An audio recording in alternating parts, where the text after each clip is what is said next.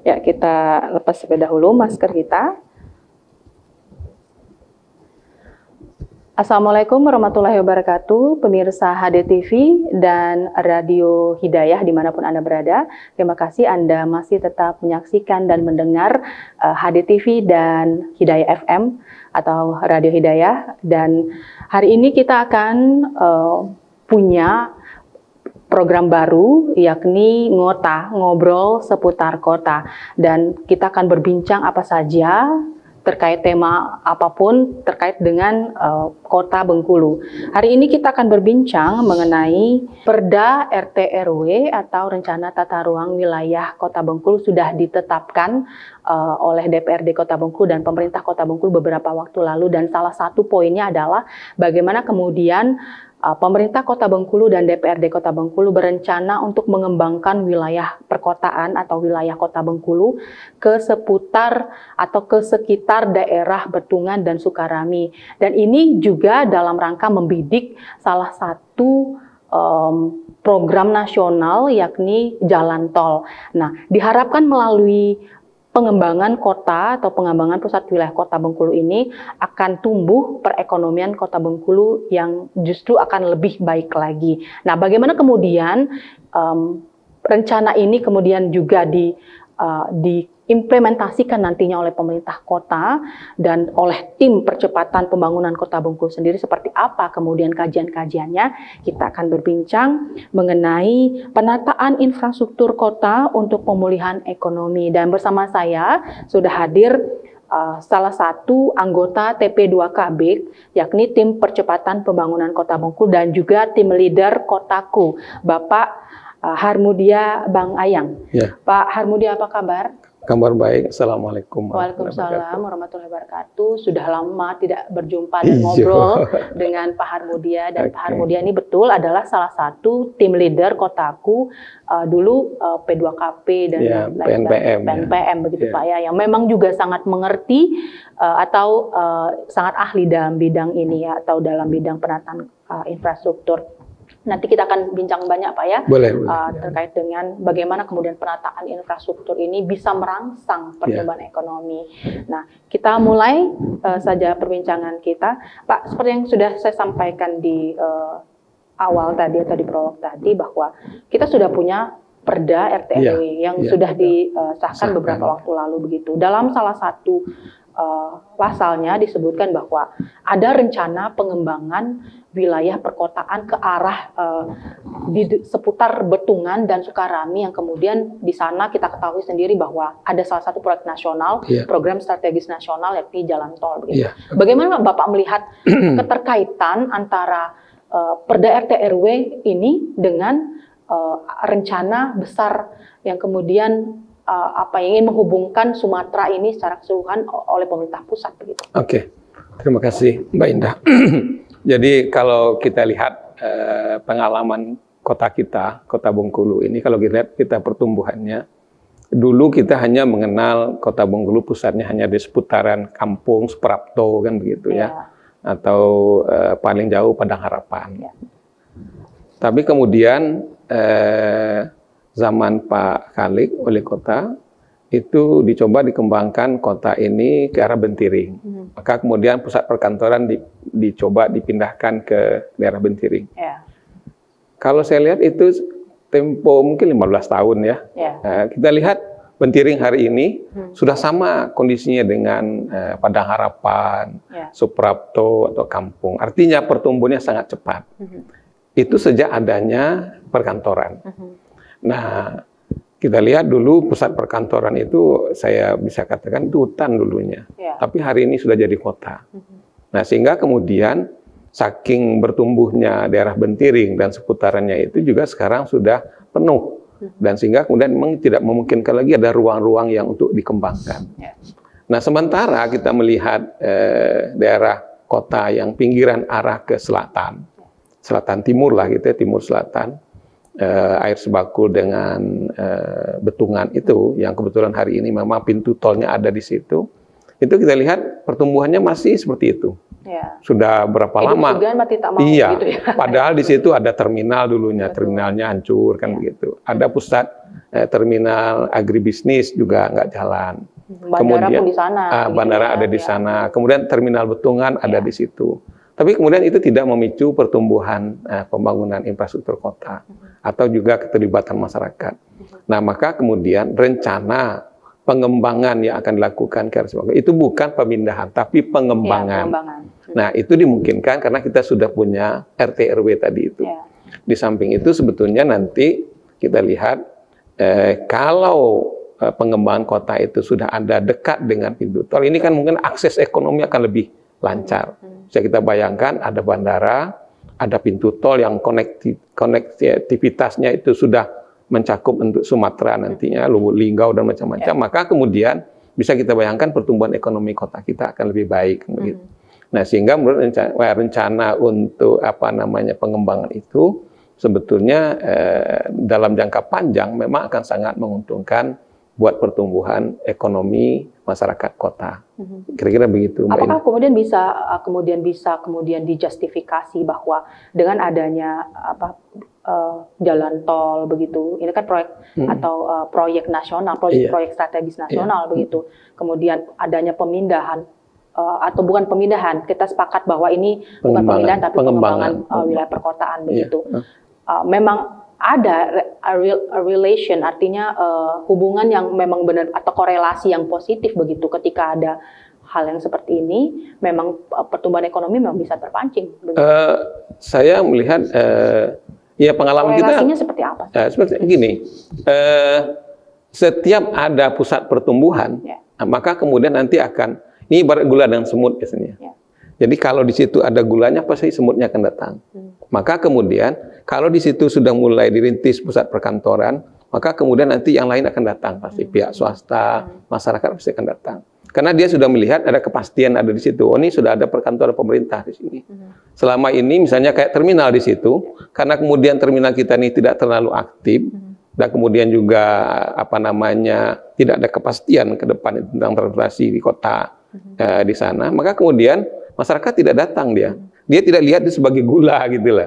Nah, maka kemudian pengalaman kita dengan Bentiring itu menyatakan memang pertumbuhan kota itu dimungkinkan kalau dirintis dulu oleh pembangunan infrastruktur oleh pemerintahnya. Itu sudah harga mati. Sudah, ya itu kan sebetulnya hukum alam saja ya. Di mana ada pusat pertumbuhan pasti situ akan datang Nah, itu korelasinya juga nanti dengan pertumbuhan ekonomi kan. Karena di situ kalau ada pasar, ada macam-macam di situ, maka kemudian pastilah ekonomi akan menggeliat kan gitu. Orang juga akan ke sana. Iya, begitu. Nah, saya ingin terlebih dahulu tahu mungkin sejarah latar belakangnya, karena Perda RT RW ini juga dibahas dengan cukup lama dengan kajian juga yang sangat panjang, dengan melibatkan banyak pihak juga begitu. Dan di akhir-akhir pembahasan baru kemudian masuk wacana adanya pengembangan wilayah ke daerah Betungan dan Sukarami yang kemudian dekat dengan pintu tol begitu. Saya ingin tahu terlebih dahulu apa kemudian motivasi dari pemerintah kota, katakanlah Pak Wali begitu, sehingga kemudian punya punya pemikiran besar memindahkan atau mengembangkan wilayah perkotaan sehingga kemudian bisa hadir ide-ide seperti ini. Ini kan suatu hal yang menurut saya luar biasa yang dilakukan, karena tidak seluruh orang bisa kemudian memikirkan hal ini begitu. Apa ini berjangka panjang, Pak?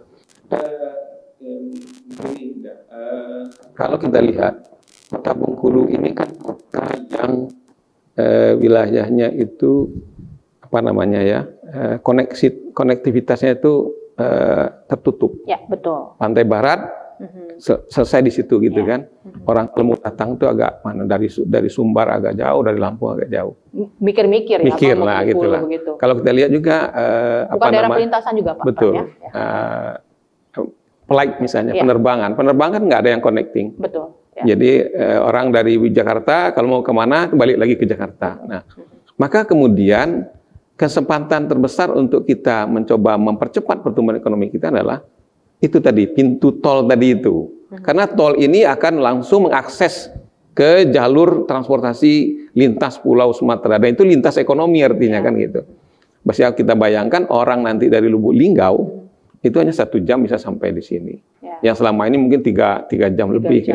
Dan dengan jalan yang berkelok-kelok orang agak malas kan. Tapi dengan tol, nah sehingga kemudian mungkin juga nanti orang-orang yang selama ini ada di Lubuk Linggau akan tertarik. Kenapa? Di sini ada bandara, di sini ada pelabuhan, maka kemudian pasti dia akan datang. Jadi ini nanti kita sebetulnya pintu tol ini juga pintu untuk membuka pertumbuhan kota. Nah, Pak Wali melihat menyambut itu nih. Jadi kalau begitu, iya kan gitu loh. Oke, kalau gitu kita bikin pusat pertumbuhan baru di situ supaya orang mau datang. Jalannya sudah terbuka, maka daerahnya kita siapkan, orang pasti akan datang. Nah, jadi itu pikirannya. Jadi bukan memindahkan kota dari Bentiring ke Betungan. Selama ini kan beredarnya begitu. Bukan. Ada stigma begitu. Iya. Persepsi masyarakat begitu. Tapi ini sebetulnya lebih kepada mengembangkan pertumbuhan kota dan memeratakan pertumbuhan kota. Karena juga himpitan pertumbuhan kota kalau tidak terkendali itu juga akan menjadi susah. Misalnya hari ini kalau kita pergi ke Unip, air bersih di Unip itu yang akran itu ada air asinnya. Ada intrusi air laut. Bisa kita bayangkan kalau pertumbuhannya makin padat di situ, maka kemudian orang akan menyedot air tanah agak banyak, maka kemudian intrusinya akan makin besar. Maka kemudian supaya tekanannya tidak terlalu besar, maka kita coba meratakan pertumbuhan ke arah Betungan. Nah ini yang dipikirkan oleh Pak Wali sebetulnya. Jadi dalam jangka panjang, sebetulnya kita juga sedang membidik daerah-daerah pertumbuhan yang berbatasan dengan kabupaten. Coba lihat misalnya, kalau nanti sudah tumbuh di Betungan, orang Seluma pasti akan lari ke arah situ. Orang Benteng pasti akan lari ke situ. Sehingga kemudian kita bisa konsinyasi untuk pertumbuhan pembangunan kota ini tidak hanya oleh Pemda Kota, tapi juga oleh Pemda Seluma, Pemda Benteng, dan kemudian ini akan didukung oleh provinsi kan begitu. Nah sehingga kemudian memang pertumbuhan kota ini tidak hanya menjadi beban pemerintah kota, tapi juga bisa menjadi beban semua orang yang berdekatan dengan kota dan berkepentingan dengan kota. Nah saya pikir inilah pemikiran yang Pak Wali, dan saya lihat ini memang lompatan pemikiran yang cukup betul. Saya juga sepakat bahwa ini adalah suatu hal yang luar biasa. Kemudian tidak pihak yang skeptis begitu, tetapi ini adalah lompatan yang luar biasa. Baik. Bicara soal penataan infrastruktur, karena kita juga di Perda RT RW juga perda yang cukup panjang, saya pikir 2020 hingga 2040. Pemerintah kota punya space waktu yang sangat panjang untuk kemudian menata infrastruktur, kemudian bagaimana kemudian mengembangkan wilayah kota yang sudah ada direncanakan di Perda RT RW tersebut. Sebenarnya kalau bicara soal perencanaan, penataannya akan konsepnya kan seperti apa sih Pak kalau di wilayah pengembangan wilayah perkotaan di Betungan dan Sukarami yang berdekatan dengan pintu tol nantinya? Iya, jadi gini, kita baru selesai mencoba menyusun RT RW, rencana tata ruang. RT RW itu kan masih global ya. Maka kemudian ini harus segera oleh teman-teman di Bapelitbang dan di Perkim akan diturunkan menjadi rencana detailnya, RDTR-nya, rencana detail tata ruangnya, kemudian juga ada zonasinya, dan kemudian juga mungkin RTBL-nya juga. Kenapa? Karena kita ini memang berada di ring 1 of fire itu. Jadi pusat gempa itu ada dekat kita. Maka kemudian pembangunan kota ke depan itu memang harus memperhatikan ini. Jadi sehingga kemudian perencanaan-perencanaan ke depan itu memang harus turun dari RT RW ini, dan kemudian harus sedetail mungkin mencoba mengantisipasi risiko-risiko yang juga akan terjadi karena kita berada di ring of fire tadi itu. Itu satu. Yang kedua, kalau kita lihat sebagaimana juga yang terjadi di Bentiring hari ini, konsepnya tetap di tengahnya adalah pusat pemerintahan. Sekelilingnya adalah pusat pertumbuhan ekonomi. Jadi pengembangan wilayah kota itu di tengah-tengahnya adalah pusat pemerintahan, maka pusat perkantoran, di sekelilingnya adalah mungkin ada pemukiman ditambah dengan pusat pengembangan ekonomi. Nah ini yang sebetulnya sedang disusun, sedang diupayakan oleh Pemda Kota untuk membuat grand design-nya. Grand design-nya sampai hari ini kan belum diproses. Masih akan ditenderkan. Nah, sehingga kemudian ke depan kita akan melihat satu model pengembangan, karena kita nggak mau juga pengembang wilayah kota ini nantinya ke depan menjadi semrawut yang gitu loh. justru malah akan menimbulkan kesemrautan. Iya, kita ini kan tengah menyelesaikan persoalan kumuh nih. Saya di kotaku itu kan bidangnya itu penanganan kumuh ya. Kita nggak mau nanti ada pengembangan wilayah baru, kemudian tumbuh lagi kumuh baru. Nah, maka kemudian kita harus memikir misalnya kalau ada pertumbuhan baru, ada persoalan jalan, ada persoalan air bersih, ada persoalan drainase, ada persoalan zona-zona pemukiman dan zona-zona ekonomi yang bisa terencana dengan baik. Kenapa? Kalau tidak begitu, nanti bisa kita lihat misalnya, hari ini pasar panorama, itu semraut minta ampun, susah untuk diatur. Nah, kalau nanti tumbuh lagi di situ, semua orang ke panorama, bisa kita bayangkan. Nah, maka kemudian di situ juga nanti akan ada pasar baru tumbuh. Nah, maka kemudian akan ada penguatan ekonomi yang akan tumbuh di sana. Saya pikir begitu konsepnya. Baik, tetap dengan mempertimbangkan banyak aspek begitu, betul. Penataan, sehingga kemudian tidak akan ada nantinya yang dikhawatirkan akan ada daerah kumuh baru dan sebagainya di pengembangan wilayah yang baru ini. Dari sisi konsep mitigasi bencana yang juga sudah ada di di Perda RT RW dalam pengembangan wilayah perkotaan nanti di sana begitu, juga ini menjadi penting atau menjadi sangat relevan karena Kota Bengkulu sendiri atau Provinsi Bengkulu sendiri secara keseluruhan merupakan betul daerah yang rawan bencana, ring of fire. Nah, konsep mitigasi bencana seperti apa yang kemudian dipikirkan oleh TP2KB dan juga pemerintah kota nantinya itu di wilayah pengembangan wilayah perkotaan baru, Pak? Pertama, karena kita memang berada di zona yang paling tidak aman itu, maka kemudian yang perlu kita pikirkan pertama sekali adalah bentuk konstruksi dari bangunan kita. Yang tentu konstruksi bangunan kita ke depan itu memang konstruksi yang ramah terhadap mitigasi tadi. Nah, maka kemudian sebetulnya ini kan sudah dikembangkan, misalnya model contoh di Jogja, misalnya daerah Sleman kan sudah mulai ada. Satu. Kemudian yang kedua, tentu kita juga ke depan itu perlu memikirkan area-area kalau terjadi bencana, maka kemudian kita tidak lagi pontang-panting karena tidak tahu arah gitu. Nah, dari awal sudah kita siapkan sebetulnya bagaimana pola-pola kayak di Jepang itu, pola-pola kalau ada bencana maka kemudian akan ada solusi atau jalan-jalan untuk bisa menyelamatkan diri dan masyarakat dari kebencanaan itu. Nah, yang ketiga memang ke depan itu kita ingin mencoba melihat wilayah pengembang baru kita itu juga ramah lingkungan.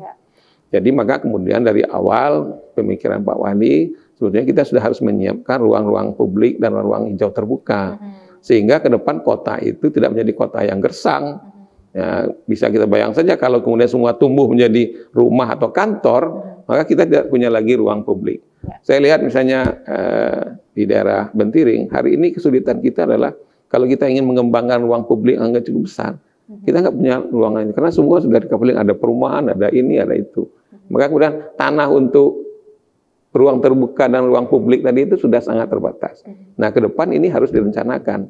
Sehingga kemudian dari awal ada zona-zona yang harus siap terbuka dan hijau, ada ruang yang untuk pusat perkantoran, ada ruang yang untuk pusat publik ya, jadi bisnis dan macam-macam, ada ruang yang untuk pemukiman dan pertumbuhan lainnya. Sehingga itu tertata dengan baik. Sehingga kemudian saya lihat itu akses, ada jalan tol dengan bandara, ini betul-betul bisa kita optimalkan ini keberadaannya kan gitu. Gitu ya, Ndah ya. Oke, kita harus break terlebih dahulu. Dan pemirsa HDTV dan Hidayah FM dimanapun Anda berada, kita akan kembali usai jeda berikut ini. Tetaplah bersama kami.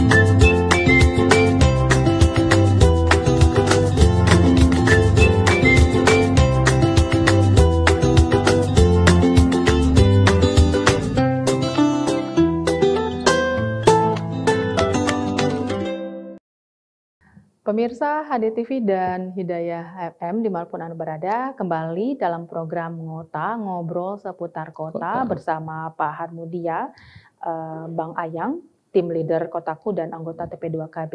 Kita lanjutkan perbincangan kita. Pak Harmudia, kita sudah banyak bincang bagaimana kemudian rencana besar ini diterjemahkan melalui pembangunan infrastruktur yang seperti apa begitu. Nah, ini kan ada problem tidak hanya di Kota Bengkulu tapi di Indonesia secara keseluruhan, dan saya pikir di dunia secara keseluruhan kita sedang masih dalam kondisi pandemi COVID-19. Tentu anggaran untuk pembangunan infrastruktur juga mengalami refocusing begitu atau direfocusing. Tidak hanya di Bengkulu, saya pikir juga pemerintah pusat juga mengalami hal ini dan menyebabkan pembangunan infrastruktur kita menjadi mandek, katakanlah mandek begitu. Nah, bagaimana kemudian menurut Pak Harmudia, ini kan kita masih tetap progres ya, bagaimana kemudian kita menata infrastruktur agar lebih baik begitu, tapi dengan dana yang sangat terbatas atau dana yang katakanlah sudah direfocusing untuk program penanganan COVID-19 ini. Apa yang sebenarnya harus dilakukan oleh pemerintah kota, Pak, agar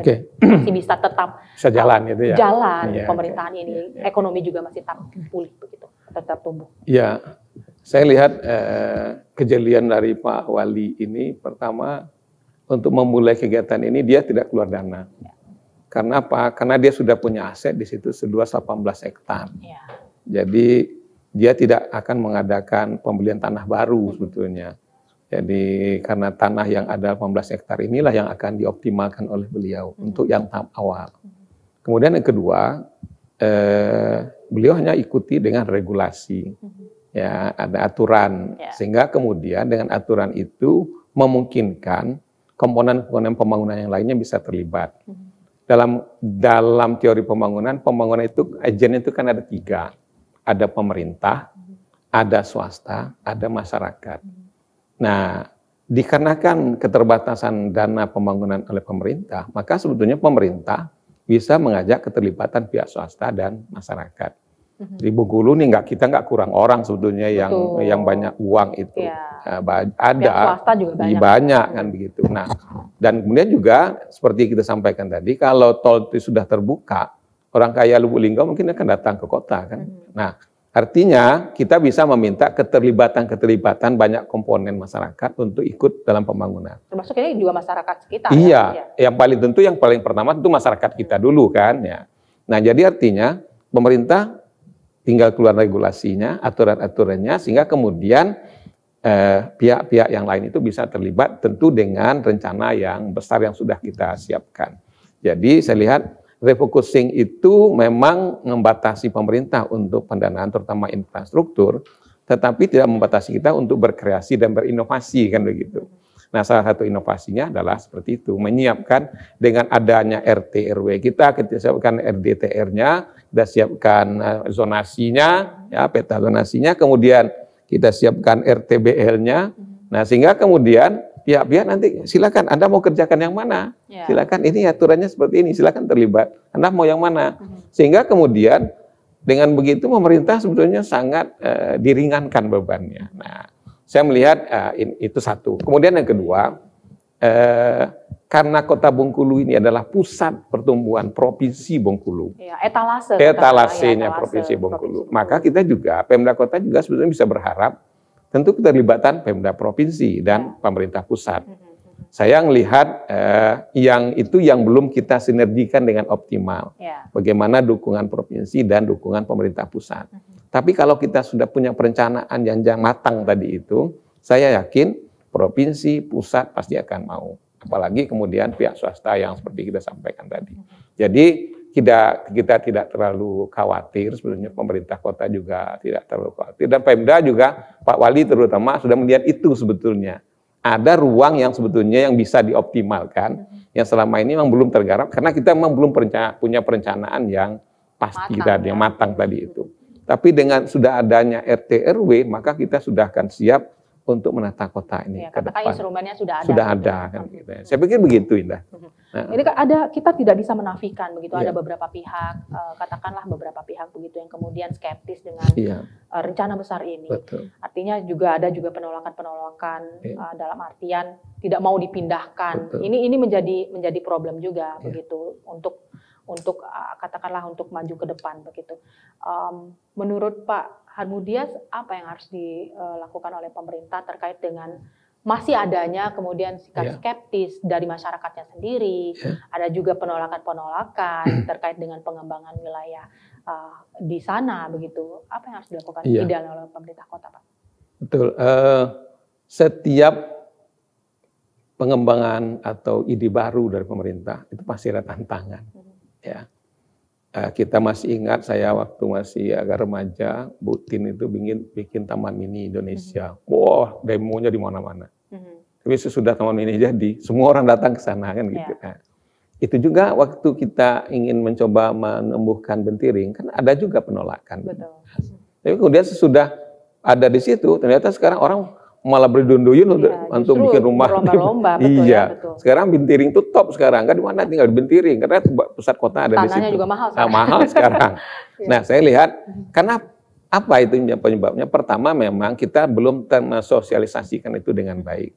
Karena perencanaan yang utuhnya belum jadi. Tapi kalau sudah ada perencanaan utuhnya, pastilah kemudian masyarakat, yang akan kita lakukan itu seperti ini. Bukan memindahkan pusat kota dari Bentiring ke Betungan, tapi mencoba meratakan pertumbuhan kota, mengembangkan pertumbuhan kota. Kemudian yang kedua, kenapa kita harus bikin kantor baru di Betungan? Kenapa tidak di Bentiring saja? Kebetulan saat ini, wilayah yang dimiliki, tanah yang dimiliki oleh Pemda di Bentiring itu sudah sangat terbatas. Sehingga kalaupun beli tanah baru untuk membangun, itu lebih mahal. Anggarannya juga akan luar biasa. Anggaran luar biasa. Sementara di Betungan, kita sudah punya tanah luasnya 18 hektar. Kenapa nggak kita optimalkan kan begitu? Nah, itu. Kemudian yang kedua, kenapa ini juga masih skeptis? Karena kemudian masyarakat belum tahu kalau ke depan itu ini jadi akan seperti apa dia kan begitu.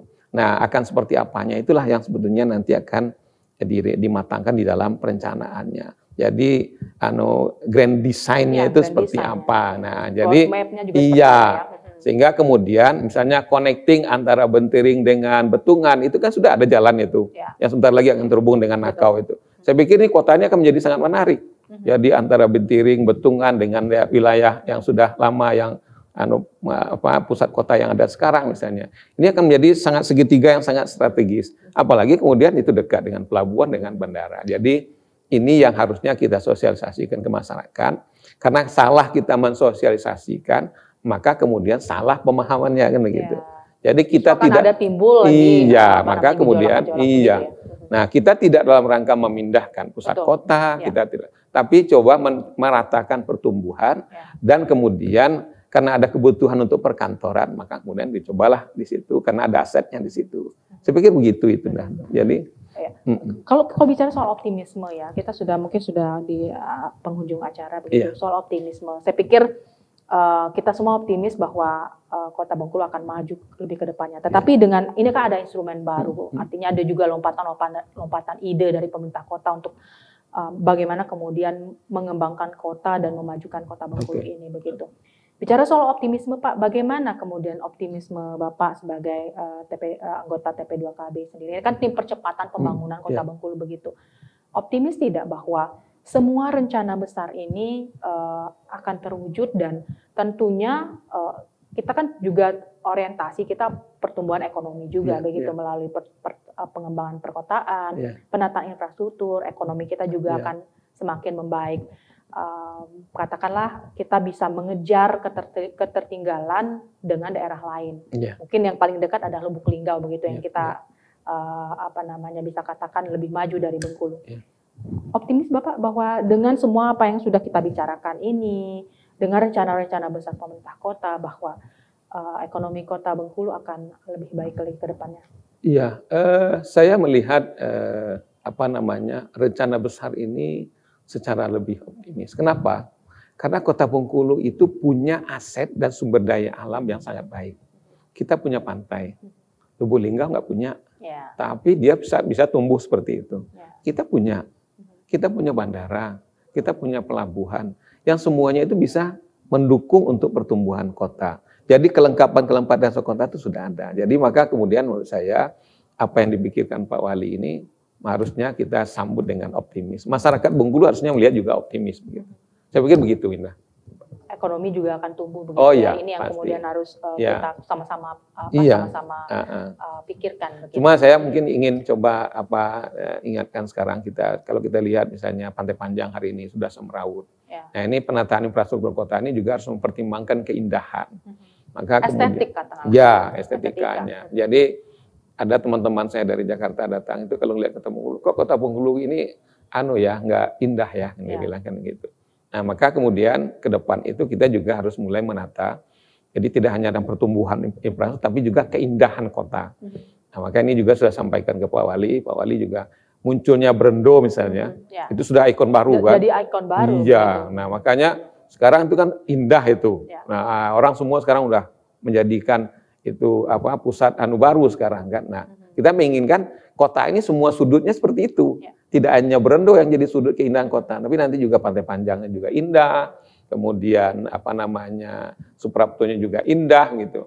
Nah, ini harus didukung dengan perilaku. Pemerintah hanya bisa membangun fisiknya, tapi keberlangsungan fisik itu harus didukung oleh perilaku masyarakat. Saya lihat persoalan kita hari ini juga ada di perilaku kita yang tidak ramah terhadap infrastruktur yang sudah dibangun.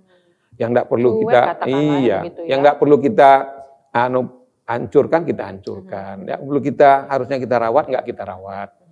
Hari ini misalnya sampah di mana-mana kan begitu kan. Nah, saya lihat ini kan perilaku ini. Jadi kota itu tumbuh bukan hanya dengan infrastruktur, tapi juga harus tumbuh dengan perilaku yang mendukung infrastruktur yang berkembang itu. Ya, apalagi kemarin beberapa waktu terakhir ini Pak Wali juga gencar kemudian untuk kemudian membenahi masalah betul. Jadi masyarakat juga sebenarnya harus ikut mencontoh Pak Wali juga. Iya. Ya. Dan satu pertanyaan terakhir mungkin pesan kepada pemirsa kita untuk pengembangan wilayah perkotaan di Betungan ini harusnya seperti apa Pak? Mungkin pesan singkat saja. Iya, jadi saya lihat ide pertumbuhan Betungan adalah ide untuk kita Bengkulu lebih maju ke depan. Maka kemudian mari kita dukung bersama, dan kalau ada hal yang tidak kita pahami, maka kemudian kita bertanya. Pusat informasi kita kan punya ini, jadi kita punya Infocom dan kita punya Humas yang bisa menjelaskan sebetulnya apa yang tengah direncanakan oleh Pemda Kota. Jadi jangan sampai salah persepsi gitu ya. Tentu dari TP2KB ya, karena ada Pak Ketuanya Pak Profesor Yohanes juga tentu akan selalu mencoba mengupayakan penjelasan itu kepada masyarakat. Nah, demikian, terima kasih. Terima kasih Pak Armudia, banyak sekali kemudian informasi-informasi. Semoga apa yang kita bicarakan atau kita diskusikan hari ini dapat bermanfaat, dan kita juga tetap optimis bahwa Kota Bengkulu dapat lebih maju dengan pembangunan infrastruktur lainnya. Dan pemirsa HDTV dan Radio Hidayah dimanapun Anda berada, demikian ngobrol seputar kota kita pada hari ini, dan kita akan berbincang atau bertemu lagi atau berjumpa lagi di program Ngota berikutnya. Dan jangan lupa untuk tetap 3M, memakai masker, mencuci tangan, dan menjaga jarak. Kita masih dalam rangka menjaga diri kita, menjaga lingkungan kita di masa pandemi COVID-19 ini. Wassalamualaikum warahmatullahi wabarakatuh. Sampai jumpa. Terima kasih.